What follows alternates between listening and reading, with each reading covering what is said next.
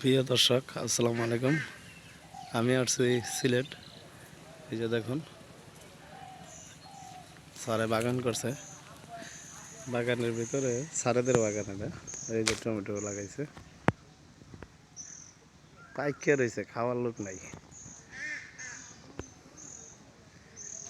যা না থাকলে যা হয়। উনি বাগান পছন্দ করে খুব। ওনার এই যে আমের গাছ, ছোট ছোট আম গাছ, এই যে আম আসছে দেখেন, এতটুকু এটা গাছে আম এসে পড়ছে। এই যে এই যে এই যে আম। বাগানের ভিতরে ঢুকলে অবশ্য ভালো হইতো। একদম ছোট গাছ, অল্প একটু গাছ। এই যে অনেক কিছু করছে বাগান, মানে ডাঁটা শাক লাগাইছে, সব লাগাইছে। সবচেয়ে বড় কথা বললাম, আমার একটা বিশাল বড় পুকুর আছে। দেখেন, পুকুরটায় চাষ করলে অনেক কিছু চাষ করা সম্ভব। এই মাথা দেখেন, আমি ক্যামেরাটা ধরতেছি, এই মাথা থেকে শুরু করে দেখেন পুকুরটা অনেক বড়, পানি নাই। দেখেন অনেক বড়। ঢাকা শহরে মনে করেন আপনার 40-50টা বাড়ি হইব। কত বড় পুকুরটা, এমনি দীর্ঘ বিশাল,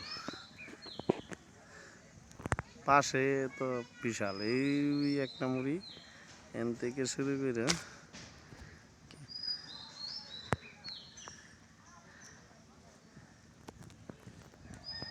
এই যে আরেকটা সাইড অনেক বড়। এইখানে কোনো পানি নেই, শুকাই গেছে, কোনো পরিচর্যা নাই। একটা হাঁস আছে এই যে উপরে, এই যে হাঁস, অল্প একটু পানি আছে। আসলেও যাদের এই ধরনের পুকুর আছে, তারা এই পুকুর থেকে মাসে 2-3 লাখ টাকা ইনকাম করা সম্ভব, মাছ চাষ করে। কি বলবো আর, অনেকের আছে, অনেকের নাই, অনেকের থাকে না, অনেকের আছে, পড়ে রয়েছে।